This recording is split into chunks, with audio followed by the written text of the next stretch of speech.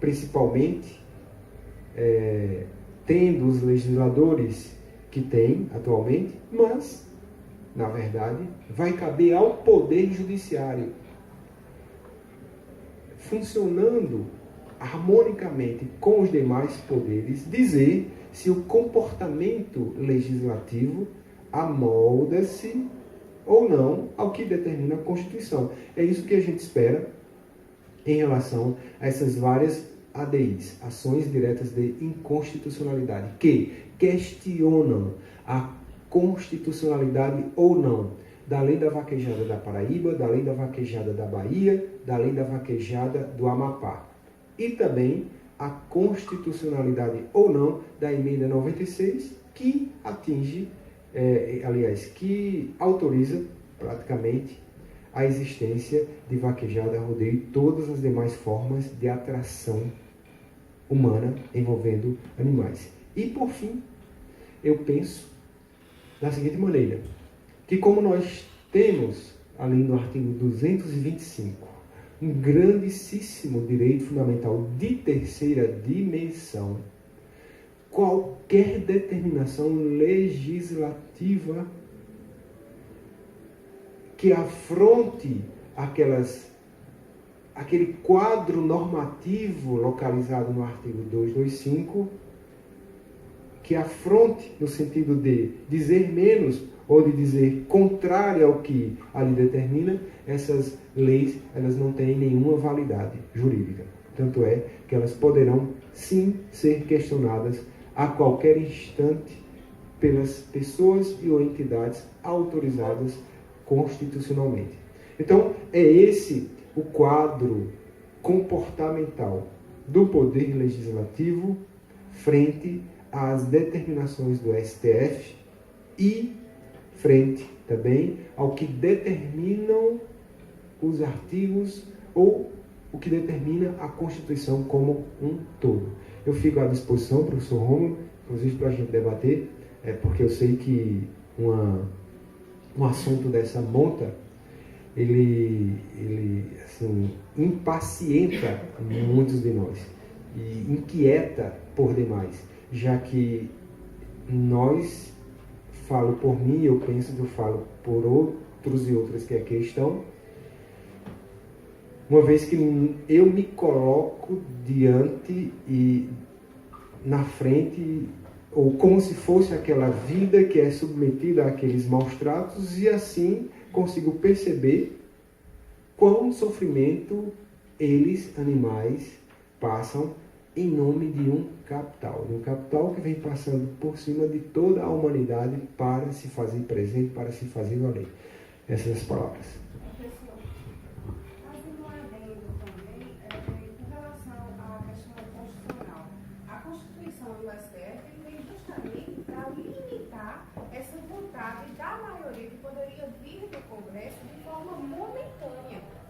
Uma reação momentânea à própria reação do STF.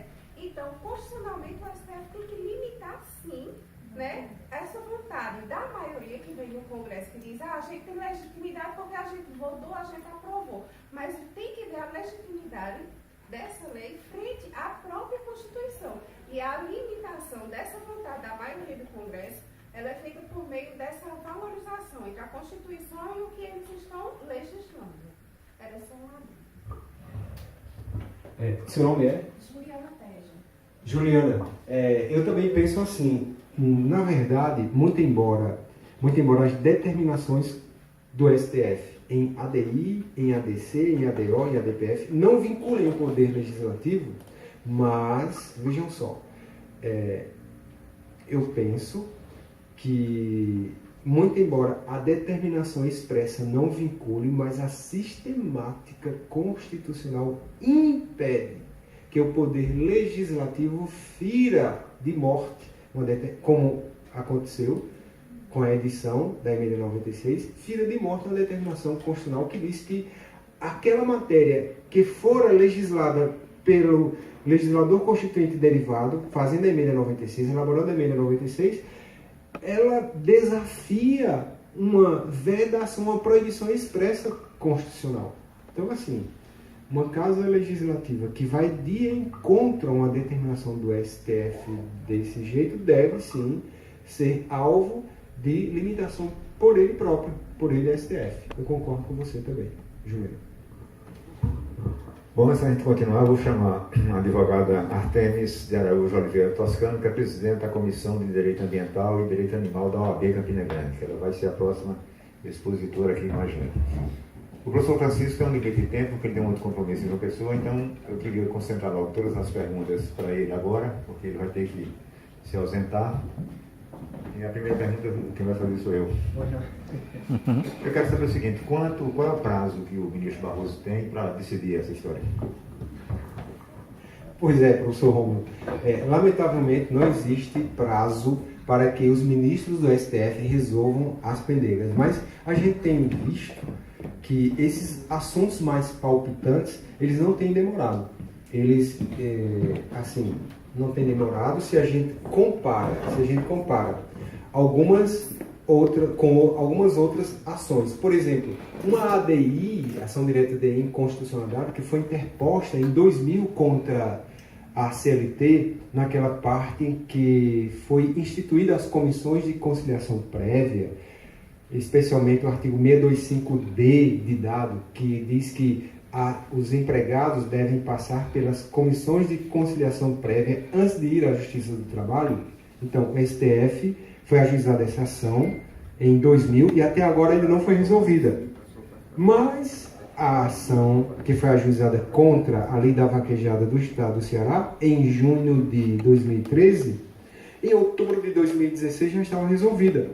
Então, eu penso assim, professor Romulo, que a depender da matéria, se ela, vereador Olímpio, é mais instigante, se ela é mais palpitante ou não, esse grau de ser palpitante ou ser mais instigante faz com que o STF resolva por primeiro ou com mais agilidade do que outras.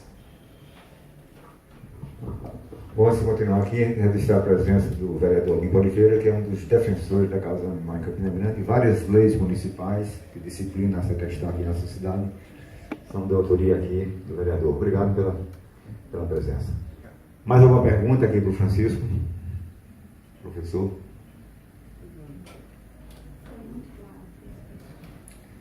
Então eu vou fazer outra. Francisco, é o seguinte, qual é o risco que se corre que, vamos supor, que o Supremo Tribunal Federal decida que realmente é inconstitucional a questão dessas práticas, porque infringem maus tratos aos animais, e elas continuarem sendo feitas sem o menor preocupação em alguma punição, coisa desse tipo? Então, professor Romulo, o risco é 100%. De uma vez que nós ainda apostamos na total impunidade, então, ainda que o STF diga que é inconstitucional, é muito provável que as atividades continuem ocorrendo. Mas vai depender de mim, de você, de Artemis, de cada um de nós que aqui estamos, fiscalizar e denunciar e fazer valer essa determinação. Porque não tem como os 11 ministros que estão lá em seus gabinetes em Brasília, saberem que, por exemplo, Toledo Rocha vai haver uma vaquejada tal dia. Não tem como. Então, cabe a nós que estamos comprometidos com essa causa, com a causa que envolve a vida como um todo, não só a vida, o respeito à vida como um todo e não só o respeito à vida dos animais, que tomemos as decisões cabíveis. E quais são as decisões cabíveis? Ora, no momento, vindo a ser decretada a inconstitucionalidade da emenda 96. Pois bem, vindo eu a saber que vai ocorrer uma vaquejada em Patos ou em Itaporanga, onde quer que seja, eu devo denunciar ao Ministério Público e, assim, de preferência, dependendo do que acontecer, já com cópia à corregedoria, dependendo da situação, que é para que tudo ande mais rápido. Mas a denúncia junto ao Ministério Público já é de grande valia, já é de grandíssima valia, porque é o Ministério Público, na forma do artigo 127 de nossa Constituição, combinado com outros, o incumbido nessa situação, a fazer valer as decisões do STF. Claro que as ONGs também poderão ingressar com as reclamações constitucionais que, porventura, uma prefeitura em um alvará deferir. Então, na hora que uma prefeitura defere em alvará aquela festa, e existe uma determinação do STF em contrário, então aquela prefeitura afrontou a decisão. Se afrontou, na verdade, qualquer um, em especial as entidades de proteção animal, pode ingressar com a reclamação junto ao STF. Diretamente, vai direto para o STF, na forma do artigo 102, inciso 1, a linha L de Limão. Uma complementação aí que ele falou da teoria também, isso também é papel também das empresas de comunicação também bater de frente com esse tipo de situação, né? Tipo empresas de marketing, publicidade, empresas até de mídias sociais, essas coisas, elas podem, vamos dizer, ampliar mais essas denúncias e ir mais para massas, tá entendendo? Com apoio também das ONGs, né? Que eu vejo muitas empresas de mídias, essas coisas assim, comunicação, muita associação com ONGs. E seria interessante também aumentar esses tipos de parceria também, para que possa também a sociedade, a massa toda inteira estar ciente do que está acontecendo, chegar a autoridades para que ocorra a punição. Né? Sim, eu penso que a mídia, na verdade, a mídia como um todo, tem um papel enorme nessa luta, na prevalência das determinações constitucionais, na prevalência das determinações do STF. A mídia, na verdade, ela consegue fazer o que ela quer. E se a gente exige, enquanto cidadão, nós exigimos que a mídia se comporte como deve se comportar, ela vai se comportar. Porque ela não vai querer transgredir se ela própria for denunciada por outros órgãos e outros organismos. Aqui na Paraíba é mais complicado, porque as duas principais emissoras afiliadas ao Globo, os donos são sócios de Parque de Vaquejada. Então, não tem a menor possibilidade de você fazer uma matéria contra esse tipo de atividade, atualmente. Eu tenho uma pergunta, depois a doutora Juliana Tejo, a vice-presidente da comissão, tem também. Professor Francisco, boa tarde a todos. Né? Primeiramente, gostaria de justificar meu atraso, desculpem, e também pedir desculpas, eu tive problemas pessoais com a minha filha, está adoentada, mas eu estou aqui também para aprender, né? Professor Francisco, a gente sempre está se comunicando, inclusive essa semana nos falamos, né, professor? Antes de ontem.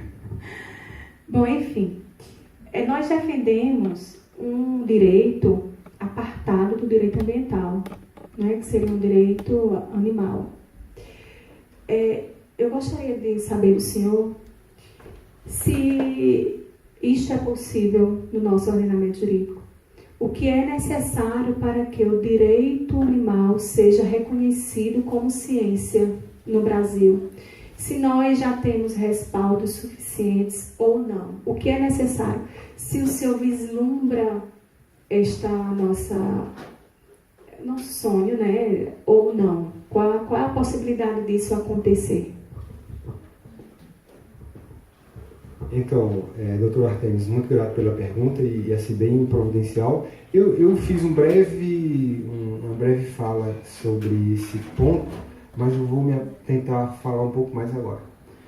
É o seguinte, para que um ramo seja autônomo, seja dito que é ciência, ele deve ser regido por princípios próprios. Assim, por princípios próprios, ter um objeto de pesquisa próprio, de estudo próprio, enfim.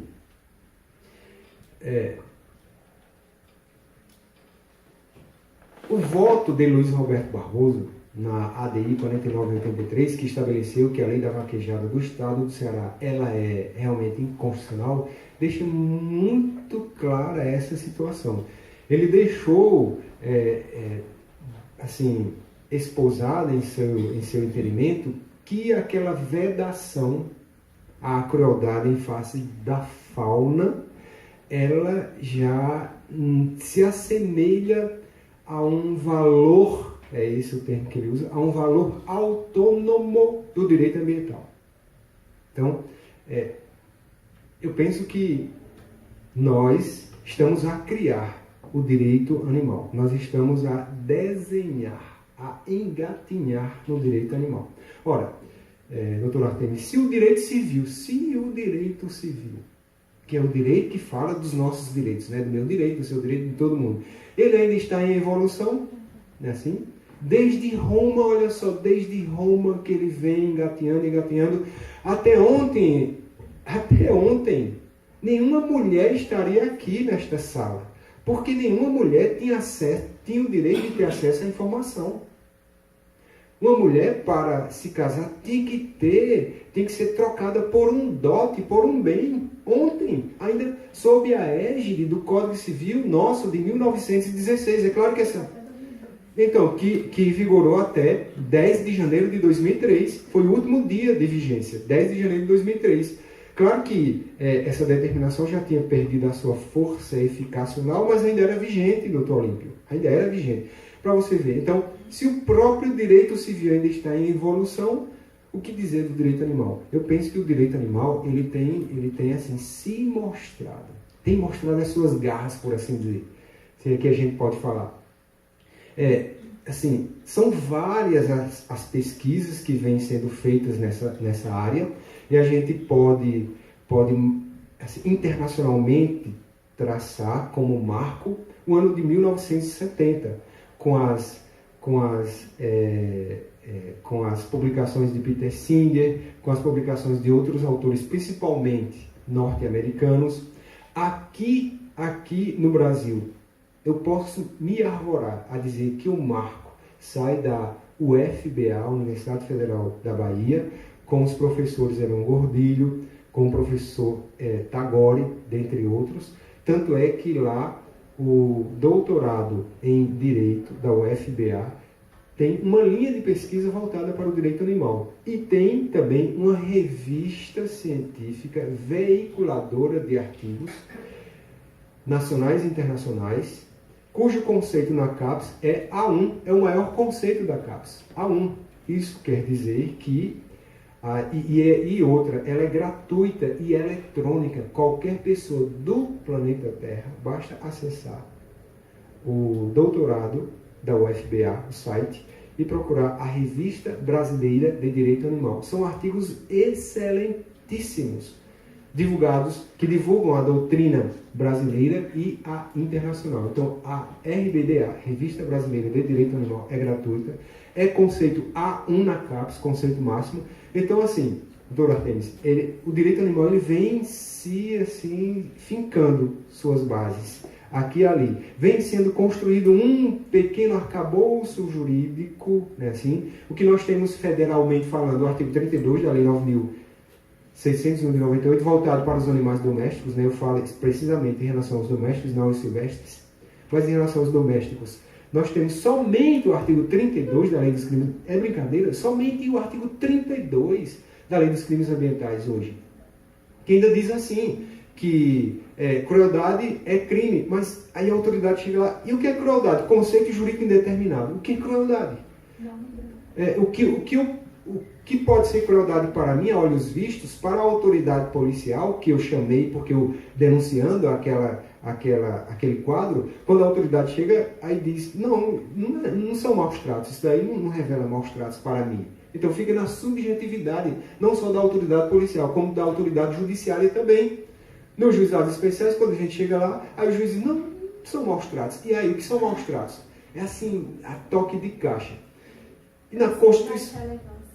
o princípio da relevância da vida, né, do animal.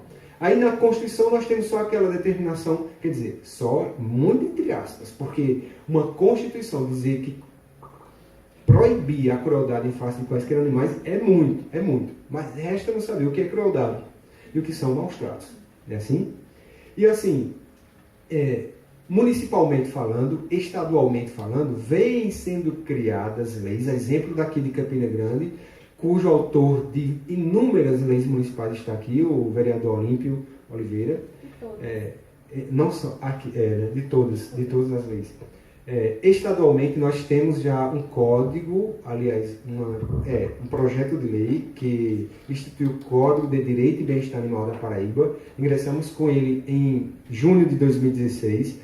Da semana atrasada para cá, ele recebeu um impulsionamento. Eu já vou apresentar um texto substitutivo, porque passado um ano, várias foram as leis municipais que pipocaram em vários municípios, dos mais variados municípios brasileiros, dentre eles uma lei lá de Santos que proíbe, por exemplo, fogos de artifício com estampida em Santos, que é uma cidade festeira. Assim? Mas Santos eu posso falar bem, porque o mestrado é lá e eu sempre estou lá. Eles têm uma consciência com o bem-estar animal que é impressionante. É lindo de ver. Então, tem João Pessoa também, que o vereador Bruno Farias, dentre outros, evidentemente, mas eu falo especificamente Bruno Farias, porque a gente tem mais contato, o vereador Léo Bezerra, que vem apresentando projetos de lei. Bruno Farias já tem alguns aprovados, a exemplo da proibição de carroças, muito embora seja extremamente polêmico, mas a gente está tentando viabilizar essa lei. Já entramos em contato várias vezes com o vereador Olímpio para pedir sugestões, né, porque aqui a gente sabe que tem essa lei e que já vem tentando ser implementada ao longo dos anos, e o vereador Olímpio vem nos orientando bastante. Enfim, são vários. Nós temos ido, enquanto Comissão de Direito Animal da OAB, temos ido a várias casas legislativas municipais, como Bahia, como Santa Rita, como Cabedelo, e as mais próximas, por enquanto, visitando os vereadores pessoalmente para sensibilizá-los e entregando projetos de lei para que eles apresentem. Enfim, o direito animal está se desenhando, está fincando as suas bases para, num outro instante, nós, quando abrirmos os olhos, pegarmos as autoridades do capital de surpresa, e aí eles veem, nossa, já tem tudo isso, o que é que eu posso fazer?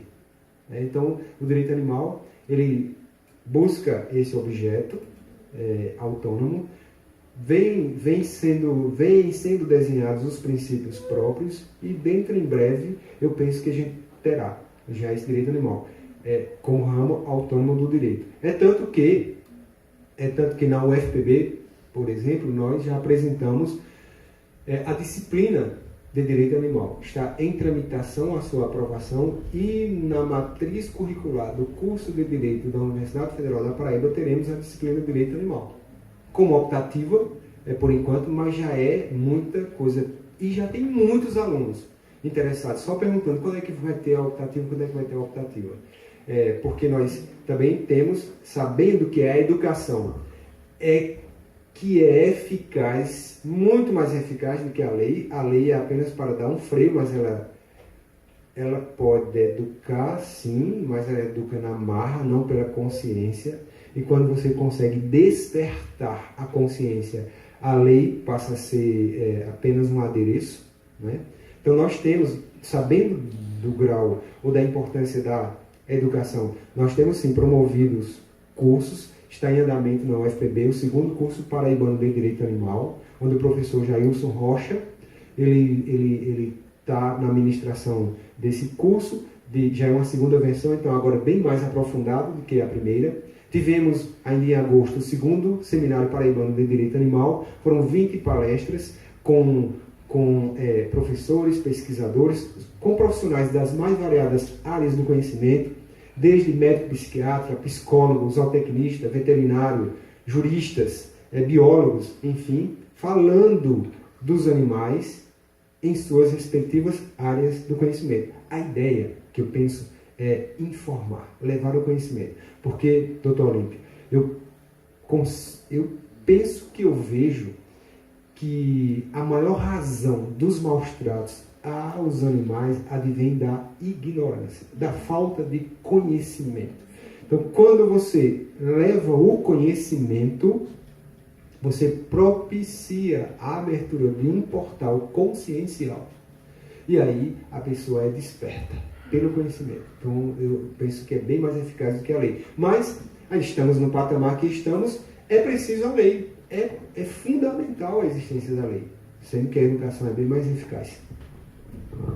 Memória mais chega. No Brasil, a escravidão durou 400 anos. Mas acabou. Né? Então, espero que também não dure 400 anos para essas leis.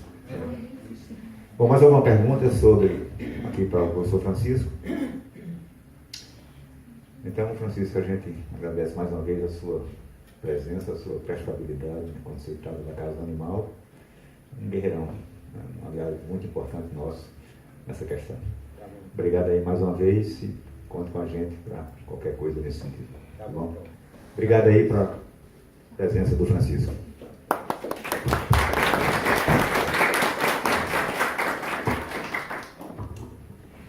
Bom, dando continuidade aqui ao nosso debate, nós vamos ouvir agora a advogada Artemis de Araújo Oliveira Toscano, que é presidente da Comissão de Direito Ambiental e Direito Animal da OAB Campina Grande. Aqui eu abro um parênteses para fazer um registro que a OAB atualmente, na presidência do advogado Jairo Oliveira, tem feito um trabalho bastante interessante em Campina Grande, abrindo espaço inclusive para a defesa animal. Então a doutora Artemis vai falar sobre o que é que tem sido feito em Campina Grande. Muitas vezes a pessoa vê uma carroça, um excesso de peso, um animal sendo chicoteado, e você, o que é que eu faço? Eu ligo para quem? Como é que a gente resolve essa situação? Então ela vai abordar essas questões e dizer o que é que a OAB em Campina Grande tem feito na defesa dos direitos dos animais, e depois a gente abre para perguntas. Com você. Boa tarde a todos, né? Gostaria de registrar a presença de doutora Juliana Tejo, que é a nossa vice-presidente, e doutora Raquel, secretária da comissão, e agradecer o convite, dizer também que eu me sinto honrada em estar aqui ao lado do professor Francisco e o professor Rômulo Azevedo, que são para mim dois grandes mestres nessa área do direito animal. Bom, antes de adentrar na esfera municipal, eu gostaria de falar um pouco sobre o animal. Eu gosto de responder a seguinte questão: o animal possui direito? Bom, no ordenamento jurídico brasileiro existem normas que regulam condutas de nós, seres humanos, claro, em relação aos animais, mas que não tem nada a ver com o animal em si. Tais normas de conduta, inicialmente, e eu gosto de começar falando assim, que é para as pessoas entenderem por que nós defendemos que os animais possuem direitos. Tais normas de condutas, elas têm a ver com o direito de propriedade, que está inserido no artigo 82 da Constituição Civil, do Código Civil Brasileiro. São normas de condutas que proíbem que determinado indivíduo chegue para um cachorro, por exemplo, Aretusa também é membro da comissão, tá, como ouvinte, tá certo? Brevemente ela será efetiva. Bom, por exemplo, Aretusa possui um cachorro e existem normas de conduta que proíbem que, por exemplo, determinado indivíduo chegue para o cachorro de Aretusa e desfira lá um golpe de uma palavra. Por quê? Porque existe ali inserido um direito de propriedade, tá? Existe também normas de condutas que se referem aos animais, professor Rômulo, que também não diz respeito ao animal em si, mas ao direito ambiental. Como, por exemplo, uma lei que regula a pesca, que regula a caça. Estas normas de conduta, elas dizem respeito ao direito ambiental. Porque se nós seres humanos, e nós sabemos como somos destruidores e autodestrutivos também, se não existir estas normas de condutas, existem pessoas que vão sair matando e pescando sem nenhuma consciência. Enfim. Porém, existem normas de condutas que diz respeito aos animais, mas que não tem nada a ver com o direito real de propriedade que está inserido no artigo 82, se eu não me engano, do Código Civil, e nem na lei de crime de direito ambiental em si, pura. Que é o que proíbe que os indivíduos, nós, pessoas, agredimos o meu próprio animal. Existem leis. Eu tenho 2 cadelinhas e 2 gatinhos. São as coisas mais lindas da minha vida. Meus gatinhos, um tem 15 anos, o outro tem 14. Bom, existem normas de condutas que proíbem que eu fira meus gatos. Não é? Bom, não é meu, não é uma propriedade. Mas eu não posso maltratar meu animal. E essas normas de condutas que está inserido, o professor falou muito bem aqui, no artigo 225, parágrafo 1º, inciso 7º da Constituição Federal, como também na Lei de Crimes Ambiental, Lei 9.605/98, que eu tenho a honra de ter como professor o seu legislador, quem fez a lei, professor, esqueci o nome do meu professor de crimes ambientais. Daqui a pouco eu lembro. Bom, enfim, José de Passos Freitas. Bom, existem normas de condutas, vocês estão me compreendendo? Tá dando para entender. Essas normas de condutas, ela diz respeito a quem? A mim? Ao direito de propriedade ou ao animal? Protege não somente o animal, tão somente o animal. Ele é que é protegido nessa relação jurídica. Mas para ele ter direitos, é necessário a gente começar a estudar se o animal é um sujeito. Certo? As pessoas não gostam de falar sobre isso, não, mas eu gosto.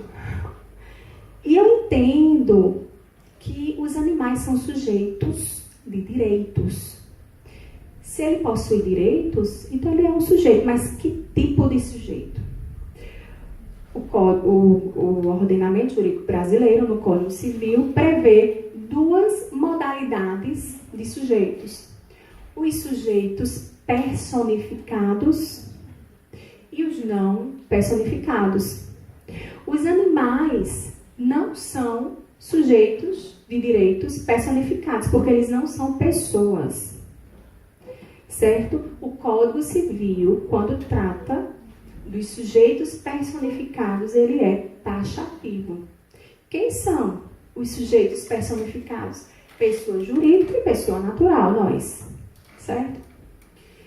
E despersonificados, o nascituro, o bebê quando está no ventre da mãe, o condomínio, a massa falida. Então, se você quer dar sujeito, e aí a gente tem que começar a construir isso, o ordenamento jurídico, a gente precisa elevar outros ordenamentos jurídicos pelo mundo afora, como Portugal. Eu gosto de citar Portugal, eles já evoluíram bastante em relação a esse tema. Eles dão, sim, a qualidade de sujeito, eles reconhecem a qualidade de sujeito ao animal. E, reconhecendo a qualidade de sujeito, você começa a perceber como é que funcionam, de fato, as coisas, certo? Bom,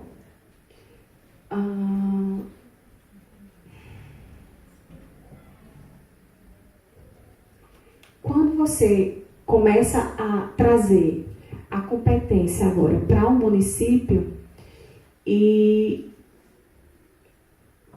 para a gente identificar qual é a competência municipal em matéria ambiental, minha gente, eu estou falando em matéria ambiental porque, como o professor Francisco já falou, nós não temos uma ciência ainda do direito animal. Então, em matéria ambiental, a Constituição Federal, ela prevê 3 formas de competência. A competência privativa, que sempre é da União, a competência concorrente entre os Estados, União e Distrito Federal, e a suplementar, que é a dos municípios. Eu entendo, como alguns doutrinadores, juristas também entendem, se os municípios possuem competência suplementar, ela também possui complementar. Porque a competência suplementar, ela abarca a competência suplementar abarca a competência complementar. Então, desta forma, como o professor Francisco falou aqui muito bem, nós só temos o artigo 225, temos também o CONAMA, que é o Código Nacional do Meio Ambiente, mas muita pouca coisa ali dentro que fala a respeito do direito animal. Mas o que trata, de fato, os animais domésticos, a lei de crimes ambientais. Então, pela falta de legislação, os municípios precisam legislar, né, vereador? E aqui em Campina Grande, quando eu assumi, já trazendo o meu desenho em relação ao que nós da comissão estamos encontrando, né, em relação ao que é posto em prática em relação ao direito animal, eu vou abrir meu coração aqui para vocês, certo? Vou abrir. É muito triste. Nós estamos vivendo uma verdadeira calamidade pública quando a pauta é direito dos animais.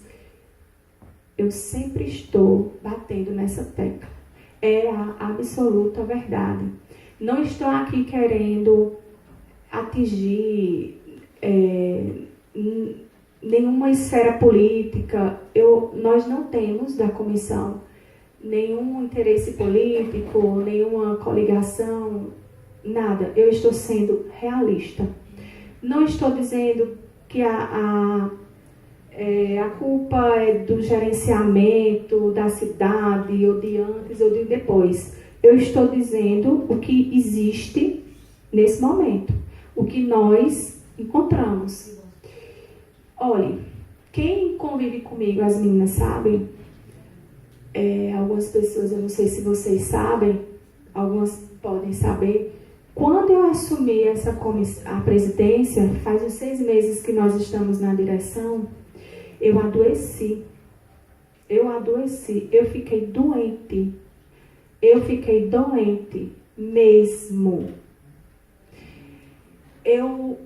Muitas vezes, inclusive, eu confessei para as minhas amigas, eu as tenho como amigas, a Aretusa também, Rodrigo, que achava que eu não tinha condição. Eu digo, minha gente, não dá para mim. Não tenho condições nenhuma. Porque diariamente eu comecei a receber diversas denúncias, casos horrorosos. E eu não estou acostumada com isso. E eu não quero me acostumar. E eu não quero ficar apenas na indignação. Porque quando a gente fica apenas na indignação, a gente se acostuma e não faz nada. Então eu tive que respirar. Ela sabe que eu adoeci, sabe porque eu adoeci, era muita coisa ruim. Mas eu tive que, naquele momento, parar, respirar e tentar me encontrar dentro daquela problemática toda, para quando a gente retornasse, nós retornássemos preparados. Porque eu não me sentia preparada. Não em relação à norma, mas preparada para viver com tanta situação de descaso com o ser vivo, de crueldade, de tamanha... não perde-se até os nomes, mas de inércia do poder público, de inércia de todos os agentes, de falta de interesse político. É falta de interesse político mesmo das autoridades que nós presenciamos. Nós até percebemos vontade de agentes, de fiscais, mas se por trás não existe aquela pessoa que comanda, se não existe o interesse, é ineficaz. Tudo aquilo se torna ineficaz. Então, nós temos aqui, gente, em Campina Grande, uma vasta norma que eu acho que pelo Brasil afora não se encontra com tanta, e principalmente no Nordeste. E, infelizmente, eu sou dessa cidade, nasci e criei em Campina Grande, sou filha natural de Campina Grande, mas tenho que reconhecer que nós somos muito atrasados culturalmente em relação ao tratamento que se dá. Boa viagem, professor Francisco. Culturalmente ao tratamento que se dá aos animais. E a legislação de Campina Grande, o senhor, tenho certeza que fez parte da maioria da escritura delas, o senhor sabe muito bem o que eu estou falando. Nós temos uma vasta legislação, não é muito bem sofisticada, só que quando é colocada em prática, nós percebemos que os agentes, eles não conhecem, mas como é que eu vou aplicar essa multa? Mas sempre tem um mais. Não é, minha gente? Sempre tem um mais, um porém. E em relação à lei que proíbe os veículos de tração animal em Campina Grande, nós estamos participando, o FONBEA nos chamou a comissão. Minha gente, quem está falando aqui é Artemis. Eu me aparta nesse momento, por favor, da comissão. Mas nos chamou, e sempre quando nós agimos, para nós agirmos, nós temos que estarmos respaldados pela lei, né? A gente sempre toma bastante cuidado, nós sempre fazemos possível para colocar os pés no chão. Quando tem alguma denúncia, eu verifico com muito cuidado, com muita cautela, para não estar o tempo todo indo na polícia, na delegacia, por uma coisa que você pode resolver ali naquele momento. Porque cada situação, cada caso é um caso. Existe um animal que quando você chega para o dono e conversa com o dono, ele muda a postura dele. Se você chegar ali e tirar aquele animal, vai levar para onde? Para os zoonoses? Vai levar para os zoonoses? E vai morrer. Ele morre. A verdade é essa. Ele morre. Entendeu? Então, sempre quando a gente se vê diante, por isso que as pessoas ficam, e aí, doutora, vai prestar queixa, vai, porque a gente sempre tenta apaziguar a situação, resolver ali, aquele animal tem um dono, vamos conscientizar. Chega para o dono e diga, olha, é o seguinte, se soubermos de mais uma denúncia, você vai ser denunciado. Nós vamos levar você, vamos prestar um PO contra você por crime de maus-tratos aos animais. Isso é crime. Em último caso, quando a gente percebe que não tem jeito, olha, você não pode criar, nós vamos abrir um BO para vocês, contra você, você vai ser criminalizado e responsabilizado pelos seus atos. E toma o animal dele. Esse animal vai para onde? Se a gente não conseguir um adotante, vai para os zoonoses. Infelizmente, é essa a situação. Nós precisamos urgente de um abrigo público. Todos vocês sabem disso. Outro ponto que eu acho importante, em relação à lei de tração dos animais, me questionam sempre, quando a gente assumiu, as pessoas sempre me questionavam, sim, os animais têm direitos, por isso que eu gosto de falar a respeito dos direitos dos animais antes, quando eu começo a falar. Em relação à lei de tração animal, surgiu a dúvida de que é a competência para fiscalizar. Ah, não, porque a lei não é clara. A lei é clara. Certo? E o Código de Trânsito brasileiro prevê que quem é responsável, a competência para fiscalizar estes veículos, para planejar, para organizar, para em relação a registrar as placas, é o órgão municipal, STTP. O STTP é a competência para fiscalizar essas carroças, os veículos de tração animal. E o órgão ambiental, ele vem, a CESUMA, no caso, o Centro de Zoonoses também, em relação ao animal, quando o animal está sendo vítima de maus tratos. Eu, sinceramente,